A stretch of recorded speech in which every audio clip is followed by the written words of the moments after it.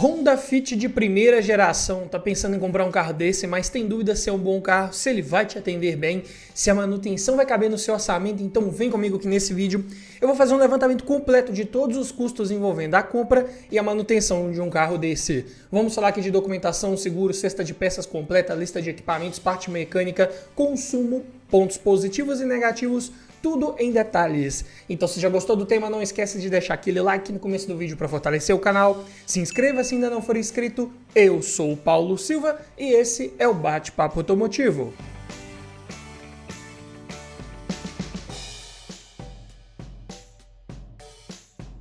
E o Honda Fit aqui em análise é na versão EX top de linha com motor 1.5 16 válvulas, gasolina e câmbio manual. Ano 2006 aqui na sua primeira geração no nosso mercado.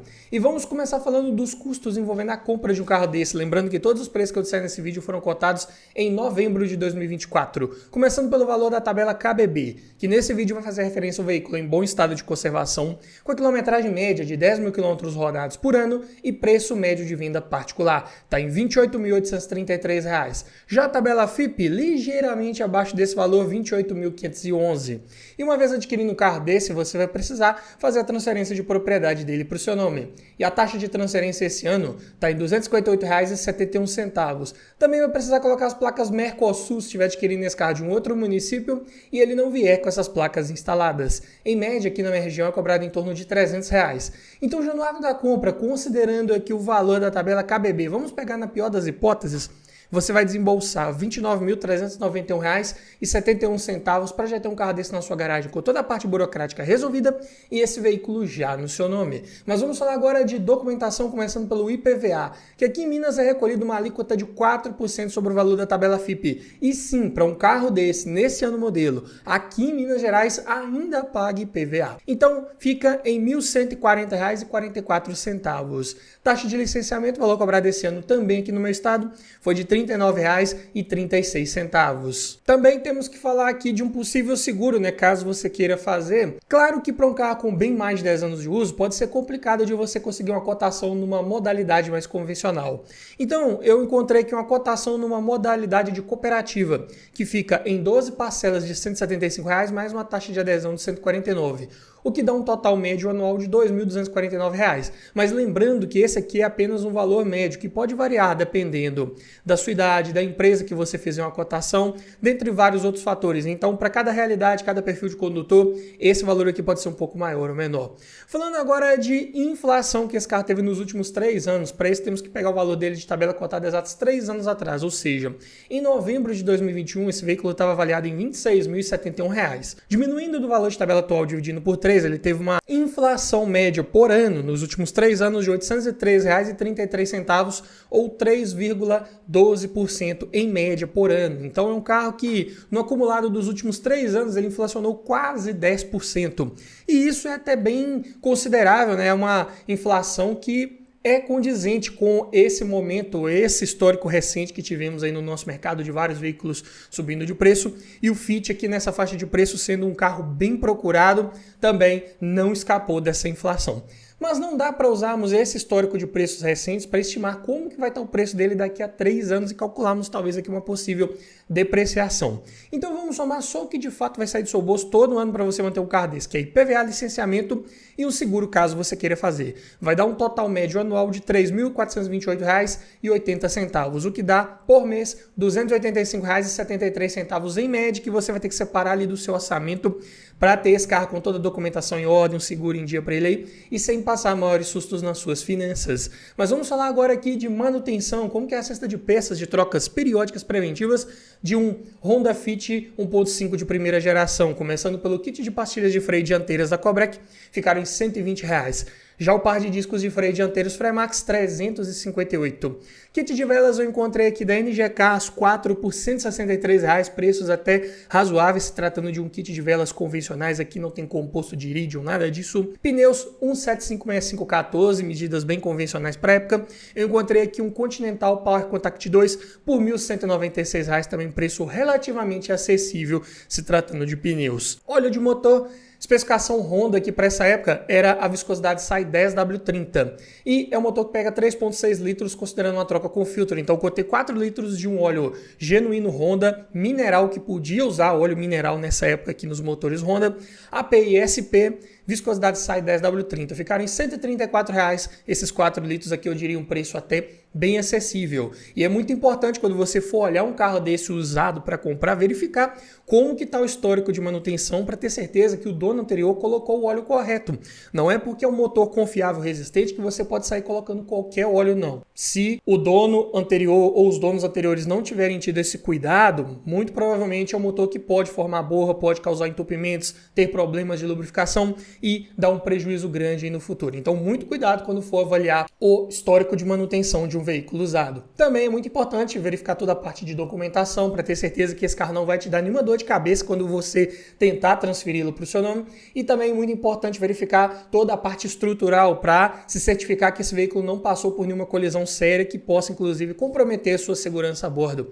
E para te ajudar nessa hora, não esquecer de nenhum detalhe importante, eu desenvolvi um e-book completinho com mais de 280 itens, todos organizados num checklist para você fazer uma análise cada vez mais criteriosa, técnica, objetiva e aumentar muito as chances de levar um excelente veículo para sua garagem. Então eu vou deixar o link na descrição, no comentário fixado e aqui no QR Code para o nosso e-book Como Avaliar um Carro Usado, o guia completo. Falando agora da correia de acessórios, eu encontrei aqui da Gates por R$ 59 reais, preço bem acessível. Lembrando que esse é o preço só da correia, não tem tensor incluso. Já o kit de corrente de distribuição que esse motor utiliza não vai entrar no somatório final de peças, pois não se trata de um item de troca periódica preventivo.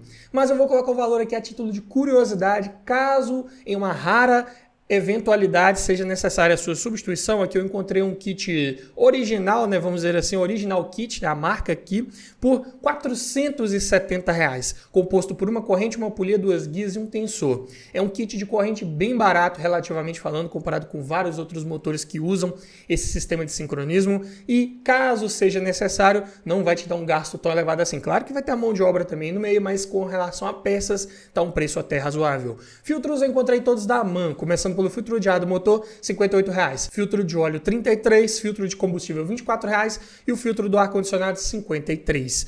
Amortecedores, os 4 Kayabe XLG pressurizados a gás, encontrei por R$ 913 reais, aqui num preço também bem acessível, se tratando de um veículo mais compacto. E como estamos falando da versão com câmbio manual, não vão entrar custos relacionados à troca do fluido do câmbio, né? Então, somando a cesta de peças de trocas periódicas preventivas, ficou em R$ 3.111 reais. E é claro que você não vai trocar tudo isso aqui de uma vez, pegando um carro desse em bom estado, bem cuidado. Daí a importância de você fazer uma boa avaliação do histórico de manutenção antes de fechar negócio na compra. No primeiro momento, talvez você troque ali um óleo de motor com filtro, mais para frente vem uns 2 amortecedores, mais para frente uns 2 pneus. Então esses aqui são custos que você vai tendo ao longo do tempo que você tiver com esse carro. Esse somatório aqui é para você ter um comparativo com outros vídeos vários que eu fiz nesse mesmo formato e saber qual tem a cesta de peças mais barata, qual vai fazer mais sentido, qual vai se encaixar melhor no seu orçamento. Para isso eu vou deixar uma playlist completa ao final desse vídeo aqui para você conferir, mas vem comigo que ainda temos muita coisa para falar sobre o Honda Fit agora em custos envolvendo abastecimento, começando pelo custo do tanque cheio. Motor apenas a gasolina, e a gasolina, conforme o site da Petrobras, cotado agora em novembro de 2024, o litro aqui está em R$ 6,11, considerando a média nacional. E é um carro com um tanque pequeno, de 42 litros de capacidade, então fica em R$ 256,62 para enchê-lo, desde que ele esteja 100% vazio. Mas falando de consumo, e para isso temos que pegar também dados oficiais aqui para passar para você. Na época que esse carro era 0 km, a média de consumo dele na cidade era de 11 km por litro, já na estrada 15. E a autonomia também, na cidade 462 km, na estrada chega a fazer 630. Claro que nessa época também o percentual de etanol na gasolina era bem menor. Hoje em dia, né, como temos mais etanol na gasolina, pode ser que as médias até oficiais fossem ligeiramente menores caso esse veículo fosse testado hoje em dia. E claro que também o consumo real vai depender muito da sua forma de guiar, do trajeto e do trânsito que você pegar. Mas na prática não deixa de ser um carro bem econômico aí para sua categoria, com certeza. Mas vamos considerar aqui que você rode uma média de 1.000 km por mês. Eu sei que tem gente que roda muito mais, tem gente que roda muito menos.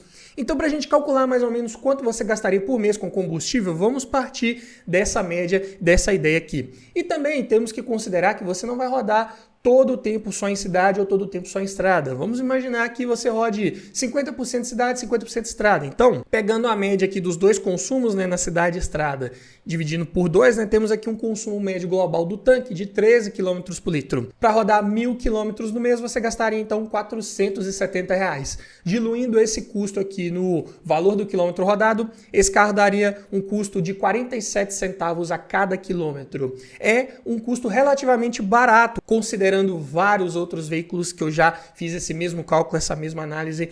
É um carro de fato bem econômico para você utilizar no dia a dia e até para viajar sem gastar muito com combustível, com certeza. Mas falando dessa versão top de linha EX, né, o que ela entregava aí custando próximo dos R$30 mil?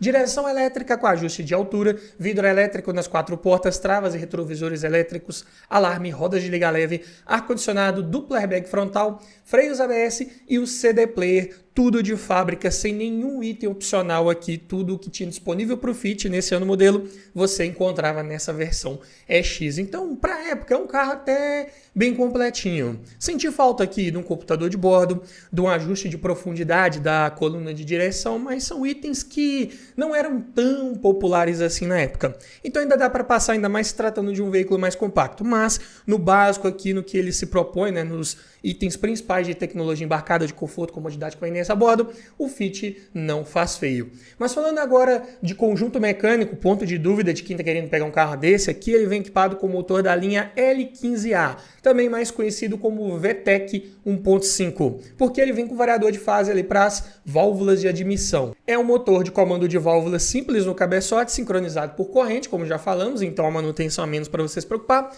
E vem com tuchos mecânicos. Então aqui um detalhe para você ficar ligado, aqui já tem uma manutenção extra, que é o ajuste periódico preventivo de folga de válvulas. Geralmente ele a cada 40 mil quilômetros ou 2 anos. É interessante você mandar fazer essa revisão, essa manutenção, para que esse motor trabalhe sempre ali no seu melhor regime de funcionamento e não corra o risco de perder potência, gastar mais combustível, o que é muito comum se você não fizer essa manutenção. Mas aqui ele entrega 105 cavalos de potência a 5.800 RPM e um torque de 14,2 kgfm a 4.800 RPM. Números bons até para um carro de 1.050 kg, hatch compacto. A relação de peso-potência fica em exatos 10 kg por cavalo e o 0 a 100 executado em 10,7 segundos.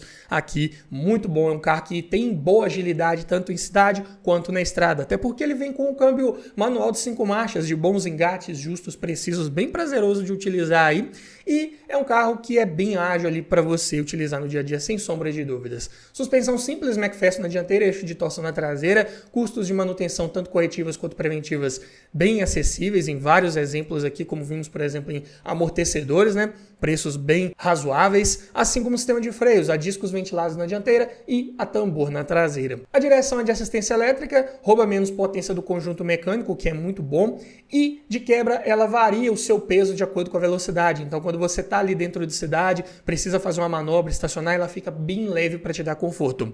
Mas se você pegar a estrada, aumentar a velocidade, ela vai ficando mais pesadinha para te dar mais segurança também em curvas de alta velocidade. O porta-malas tem 353 litros de capacidade. É um volume muito bom se tratando da categoria. E ainda vem com banco traseiro rebativo e bipartido e um sistema diferenciado aí de rebatimento desses bancos. Dá para você rebater de forma tradicional, né, os dois encostos ali para frente e aumentar bastante a capacidade do porta-malas, ou você pode subir o assento ali dos bancos traseiros e prender no encosto para você liberar aquela parte inferior onde iria o pé do passageiro do banco traseiro. E você utiliza esse carro de diversas maneiras, sendo aí também um veículo bem versátil. Falando em pontos positivos de você adquirir um Honda Fit DC de primeira geração, tem o seu conjunto mecânico confiável, resistente de motor, câmbio, suspensão, freios bem robusto, feito para durar desde que minimamente bem cuidado, com as revisões em ordem.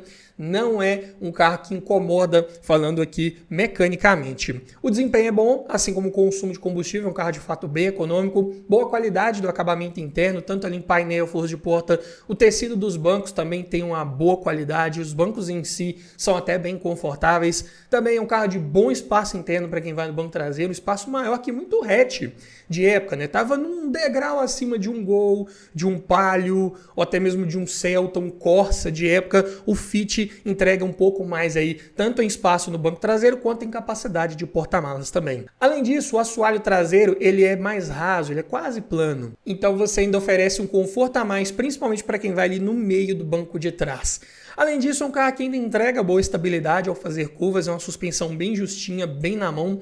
É um carro que não passa sustos em curvas de alta velocidade. E tem uma alta procura no mercado de usados. É um dos veículos que menos cai de preço aí nessa faixa dos 30 mil, nessa categoria também dos compactos, e você revende ele aí no futuro com muita facilidade. Claro, desde que você também cuide bem aí da manutenção, do aspecto visual do veículo, obviamente, né? Mas é claro que, como todo carro, ele tem seus pontos de atenção. A suspensão, como eu disse, ela é mais voltada para entregar desempenho e estabilidade. Então ela sacrifica um pouco do conforto ao rodar. É um carro de batida um pouco mais seca, mais rígida ali na estrada e também na cidade. Por ruas e estradas não tão bem pavimentadas, você vai sentir ali uma pancada um pouco mais seca de suspensão. Tanque de combustível é pequeno, só 42 litros. Apesar de ser um carro econômico, isso acaba não prejudicando tanto na autonomia. Mas se tivesse um tanque maior, seria melhor ainda. Além disso, como eu disse, motor exige ajuste de fogo de válvulas periódico preventivo, uma manutenção extra para você ficar ligado. Quadro de instrumentos, falta também o ponteiro de temperatura do líquido de arrefecimento, que eu considero importante, que tem em todos os carros. Lá só vai ter uma luz espia, que ela acende primeiro na cor azul, se o motor ainda não tiver atingido a temperatura ideal de funcionamento, e caso ele passe por uma condição de superaquecimento, vai acender a luz de advertência na cor vermelha, e você deve parar o veículo o mais rápido possível no local seguro e desligar o motor. Mas, dependendo da situação, se tivesse um ponteiro ali, você poderia identificar uma variação de temperatura ali até um pouco antes da própria luz acender e talvez salvar ali uma junta de cabeçote, até mesmo o próprio cabeçote aí desse motor. Mas fazer o que, né? E também é um carro não homologado para receber reboque ou carretinha, não dá para puxar um trailer com ele aí, infelizmente. Mas me diga você, frente a toda essa análise do Honda Fit, você levaria um carro desse para sua garagem? Comente aqui abaixo, quero ouvir a sua opinião. E se você gostou desse tipo de vídeo, eu vou deixar aqui, como eu prometi, aquela playlist com vários outros nesse mesmo formato, de vários outros carros, para te ajudar a escolher a melhor opção para sua garagem. No mais é isso, obrigado por assistir, aquele abraço e eu te vejo no próximo vídeo.